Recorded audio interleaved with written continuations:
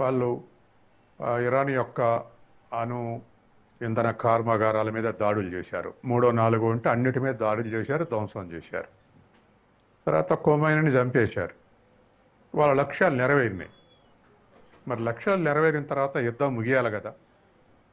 వాళ్ళ లక్ష్యం, కడుపులో ఉన్నటువంటి లక్ష్యం ఏంటంటే ఖొమైనీని చంపేస్తే ఇరాన్ విచ్ఛిన్నం అయిపోతుంది.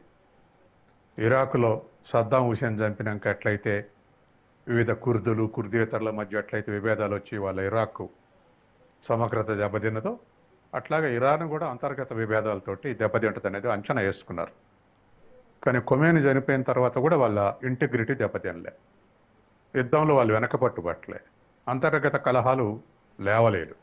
దీంతో అమెరికాకు ఏం చేయాలనో పాల్గొలేదు. ఆ తర్వాత గత 4-5 నెలలుగా 2 విడతలు 3 విడతలకు బాంబింగ్ చేసింది.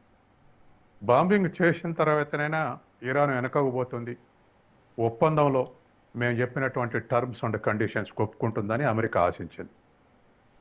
ట్రంప్ ఆశించింది అది కూడా నెరవేరలేదు.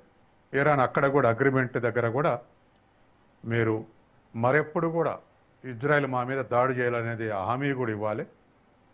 తర్వాత హార్ముజ్ జలసంధి మీద మీకు హక్కు లేదు, ఎప్పట్లాగా పాత హక్కు ఇరాన్దే. కాబట్టి ఈ టర్మ్స్ అండ్ కండిషన్స్ ఒప్పుకుంటే మేము అగ్రిమెంట్కి వస్తామని ఇరాన్ కౌంటర్ స్టేట్మెంట్ ఇచ్చింది. అది కూడా ట్రంప్ ఎక్స్పెక్ట్ చేయలే. మేము చేసిన దాడులకు భస్మీపట్నం అయిపోయింది, మేము ఏ టర్మ్స్ పెడితే ఆ టర్మ్స్కు ఇరాన్ ఒప్పుకుంటుందనేటువంటి ఎక్స్పెక్ట్ చేశాడు. దాన్ని కూడా ఇరాన్ రిజెక్ట్ చేసింది. ఇలా ఒక్కొక్కటి అమెరికా అనుసరించే పద్ధతులన్నీ నిర్వీర్యం చేస్తూ వచ్చింది ఇరాన్. ఇది ఒక పక్క ఇరాన్ నిర్వీర్యం చేస్తుంటే మరొక పక్క అమెరికాలో ట్రంప్ తీవ్రమైనటువంటి ఒత్తిడిలో ఉన్నాడు. ఎందుకంటే ఆయన రేటింగ్ పడిపోయింది. 64% నుంచి 34%కి ఆయన రేటింగ్ పడిపోయింది. తర్వాత ప్రజల యొక్క వ్యతిరేకత పెరిగింది అమెరికాలో. మధ్యంతర ఎన్నికల్లో వ్యతిరేక రిజల్ట్స్ వస్తున్నటువంటి భయం పట్టుకుంది.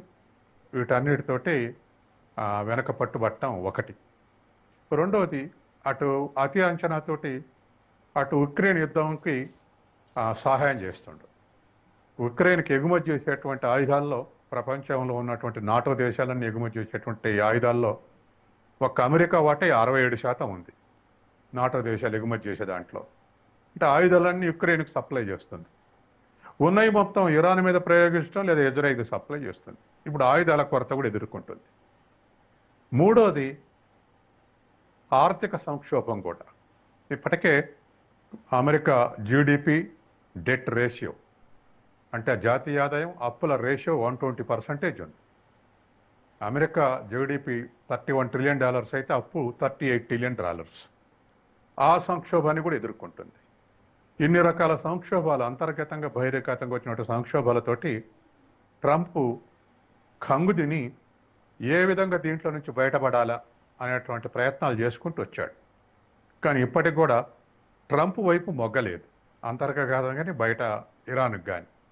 వాళ్ళు పెట్టినటువంటి టర్మ్స్ అండ్ కండిషన్స్ ఒప్పుకునే స్థితిలో ఇరాన్ లేదు. కాబట్టి ఇప్పుడు మరొక అగ్రెసివ్ స్టేట్మెంట్ ఇచ్చాడు. అసలు వాళ్ళ కడుపులో ఉన్నటువంటిది ఏమిటంటే ఇరాన్ని డిస్మాంటిల్ చేస్తే గల్ఫ్ మొత్తం తమ దేశంలో ఉంటుంది అనేది. గల్ఫ్ మొత్తం తమ దేశంలో ఉండేది స్వల్పకాలిక లక్ష్యం. కానీ అమెరికాకు ఉన్నటువంటి దీర్ఘకాలిక లక్ష్యం ఏమిటంటే తూర్పు ఏషియా దేశాలన్నీ ఈ గల్ఫ్ దేశాల మీద ఆధారపడి పెట్రోల్ దిగుమతి చేసుకుంటుంది. Including China, including India, including Sri Lanka, including all countries, including Japan. ఈ తూర్పు ఆసియా కంట్రీస్ మొత్తం కూడా గల్ఫ్ నుంచి పెట్రోల్ దిగుమతి చేసుకుంటుంది. ఇరాన్ని డిస్మాంటిల్ చేసి అమెరికా చేతుల్లో ఉంచుకుంటే ఇప్పుడు తనకు శత్రువులు అనుకున్నటువంటి రాజకీయ శత్రువు చైనా, ఆర్థిక శత్రువు జపాన్, తర్వాత అటో ఇటో కాస్త చెప్పితే విననటువంటి భారతదేశం, చెప్పినట్టు వినని భారతదేశం అప్పుడప్పుడు వింటుంది, అప్పుడప్పుడు వినదు. ఇటువంటి వాటిని పరోక్షంగా కంట్రోల్ చేయడానికి గల్ఫ్ హార్ముజ్ జలసంధిని తన చేతిలో పెట్టుకోవాలన్నటువంటి దురుద్దేశంతో ఇవాళ హార్ముజ్ జలసంధి ఇంతవరకు నియంత్రిస్తున్నటువంటి ట్రంప్ నిన్న డిక్లేర్ చేస్తాం మా దేశంగా అన్నాడు. ప్రపంచంలో మనం ఎక్కడ ఈ మాటనం ఒక ట్రంప్ నేటనే వింటున్నాం. ఇది కొత్త ఏం కాదు.